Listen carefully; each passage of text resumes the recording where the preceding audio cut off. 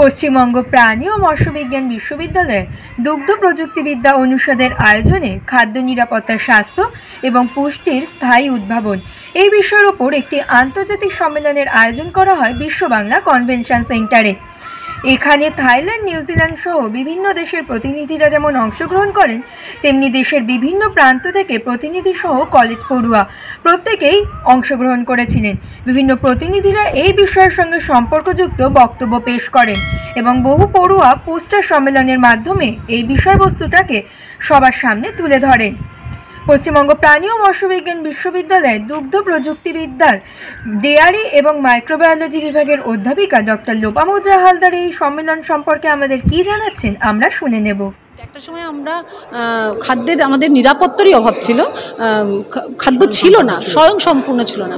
এই মুহূর্তে আপনারা আলোচনা চক্রে শুনলেন যে ভারতবর্ষ প্রতিটা ক্ষেত্রেই প্রায় প্রথম দিকে এগিয়ে গেছে।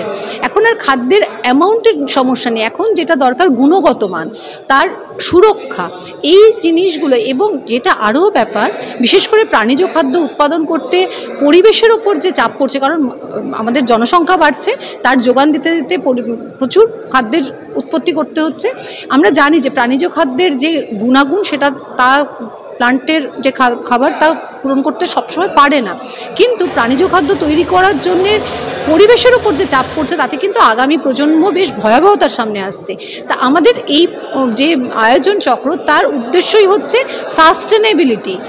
সুদূর ভবিষ্যতেও কি করে আমরা সব কিছুকে সুরক্ষা রেখে, ঠিক ওই সুকান্তের ভাষায়, কবি সুকান্তর ভাষায়, আগামী প্রজন্মের জন্য আমরা কিভাবে এই বিশ্বকে বাসযোগ্য করব, কিন্তু আবার খাদ্যও যোগানো দিতে হবে, তার গুণগত মানও রাখতে হবে, এই সমস্ত কিছু নিয়ে আলোচনা চক্র। আরেকটি বিষয় হলো, আজকাল আর খাদ্যের যে যোগান, সেটি শুধু কৃষির ওপর নির্ভরশীল নয়।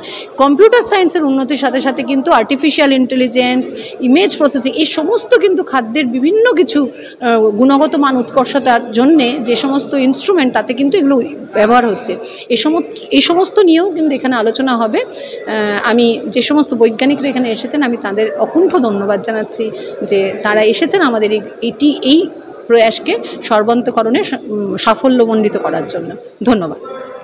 খাদ্য সুরক্ষা ব্যাপারে কি বলছেন যাদবপুর বিশ্ববিদ্যালয়ের এক ছাত্রী?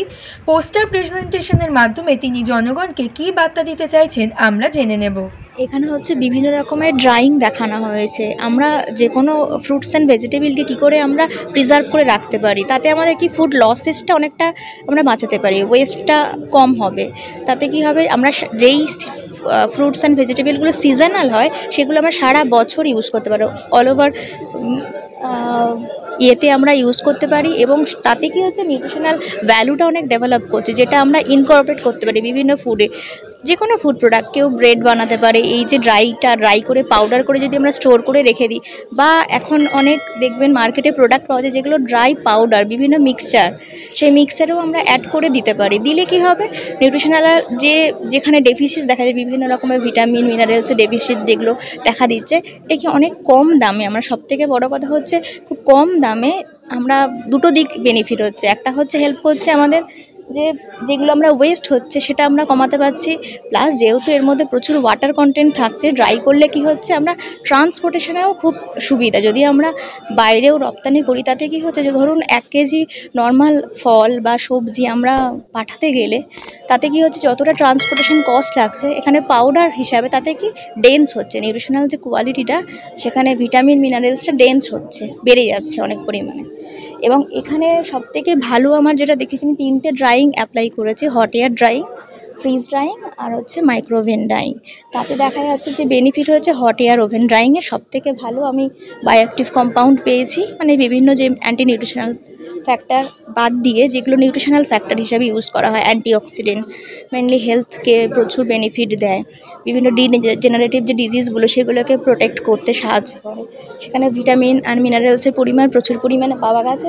আর যদি কালারের দিক থেকে, কালারটা খুব ইম্পর্টেন্ট, কারণ মানে কাস্টমার অ্যাট্রাকশান, যে কোনো প্রোডাক্ট আমরা আগে কিনতে গেলে, চুজ করতে গেলে কালারটাকে ফার্স্ট দেখি।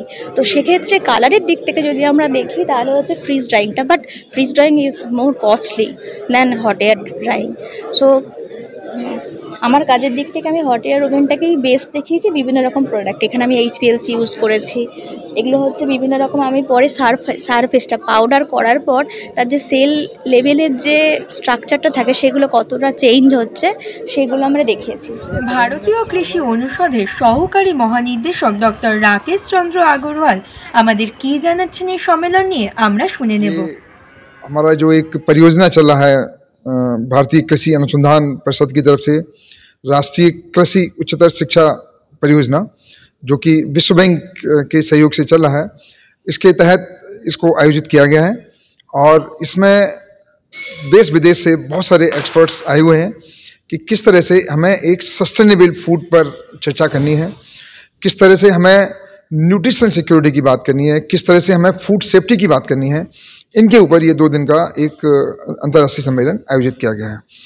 इस सम्मेलन में हम क्योंकि आज के समय में जो सबसे महत्वपूर्ण चीज़ है, हम कृषि में उत्पादन की बात नहीं करते हैं, हम बात करते हैं कि हम कृषि के द्वारा किस तरह से पोषक तत्व ज़्यादा हम दे पाएँ अपने सभी सिटीजन्स को, किस तरह से हम हिडन हंगर को एड्रेस कर पाएँ। तो इन सब चीज़ों पर चर्चा करने के लिए एग्रीकल्चर किस तरह से हमें सहायता कर सकता है, किस तरह से एनिमल प्रोडक्ट्स हमें हेल्प कर सकते हैं, किस तरह से डेयरी प्रोडक्ट्स हमें हेल्प कर सकते हैं, फिशरीज हमें हेल्प कर सकती है। तो इन सब चीज़ों पर हमें कहीं ना कहीं और ज़्यादा गहन अनुसंधान करने की ज़रूरत है। और हमें ज़रूरत है कि किस तरह से हम लोग इन सब चीज़ों को एक आम जन तक पहुँचाएँ, उनको इसका महत्व समझाएं कि भाई आपके लिए न्यूट्रिशन की क्या ज़रूरत है। क्योंकि हम लोग आज हेल्थ पे ज़्यादा खर्च करते हैं बजाय खाने के पर, और जब हम खाने पर ज़्यादा ध्यानपूर्वक खर्चा करेंगे, हमें पता होगा कि हमें क्या खाने से क्या चीज़ पोषक मिल रही है, किस तरह से हमें बॉडी पर क्या इफेक्ट होगा, किस चीज़ के खाने से हमारा, किस तरह से डिजाइनर फूड्स हैं, किस तरह से हमारे जो हम बात करते हैं कि इस तरह के डाइवर्सिफाइड फूड हैं, मिलेट्स हैं। तो इन सब चीज़ों के बारे में जानकारी के अभाव में, तो मिलेट ईयर भी हमारा जो मनाया गया, इससे बहुत अच्छा एक प्रभाव पड़ा है। मिलेट्स जो कि आप जानते हैं, आज से करीब 30 साल पहले मिलेट्स को घर घर में खाया जाता था, और गेहूं और जो चावल था इसको कभी कभी किसी रिश्तेदार के आने पर ही हम लोग खाते थे। पर उस परंपरा को हम लोग भूल गए, और आज दोबारा से हमने उसमें साइंटिफिक बेसिस पर पता किया कि नहीं, मिलेट्स आपकी हेल्थ के लिए ज़्यादा अच्छे हैं, उसमें आपको सारे न्यूट्रिएंट्स मिलते हैं। मिल्क में आपके पास 400 न्यूट्रिएंट्स होते हैं, वो आपकी बॉडी के लिए बहुत इंपॉर्टेंट हैं। फिश खाने से आपको इस तरह के तत्व मिलते हैं जो आपके पूरी बॉडी के लिए बड़े इंपॉर्टेंट हैं। तो ये सभी फैक्ट्स हैं, और हमेशा मैं ये कहूँगा कि जहाँ तक पॉसिबल हो सके हर इंसान को हमारे भारतवर्ष में लोकल फूड्स पर ज़्यादा जोर देना चाहिए। मैं वेस्ट बंगाल में बैठकर अगर मैं बात करूं कि मुझे हॉर्टिकल्चर फ्रूट्स हिमाचल के खाने हैं, नहीं, यहाँ पर जो लोकल फूड्स हैं, आपका फिश बेस्ड फूड है, आपका जो और हेल्दी डाइट्स हैं वो आपको खानी चाहिए। साउथ में आपका अलग तरह का है, ऑयली खाना होता है, आपका मसाले वाला खाना होता है। पंजाब में आपका ऑयली खाना ज़्यादा होता है।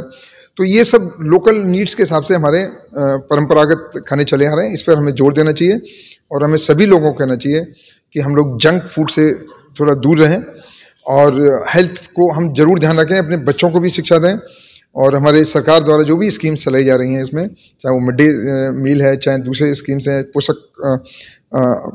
पोषकता के लिए भी बहुत सारे कार्यक्रम चलाए जा रहे हैं, न्यूट्री गार्डन्स हैं, इन सबको कहीं ना कहीं हमें ध्यान देना है। फार्मर्स के लिए हमारा परामर्श ये है कि किसानों को अपना डाइवर्सिफाइड फूड भी प्रोड्यूस करना चाहिए, और उनका समझना चाहिए आप लोगों को कि जिसमें कम लागत में ज़्यादा जो आपको आमदनी मिले, ज़्यादा प्रोडक्शन मिले, इस तरह की चीज़। और इसमें मैं समझता हूँ जैसे कि आपका मिलेट्स है, मिलेट्स में आपका पानी कम लगता है, और आपका कोई फर्टिलाइज़र की ज़रूरत नहीं होती है, कोई आपको इंसेक्टिसाइड, पेस्टिसाइड कुछ नहीं ज़रूरत पड़ती है, और आपको उसकी प्रोडक्शन भी अच्छा मिलता है।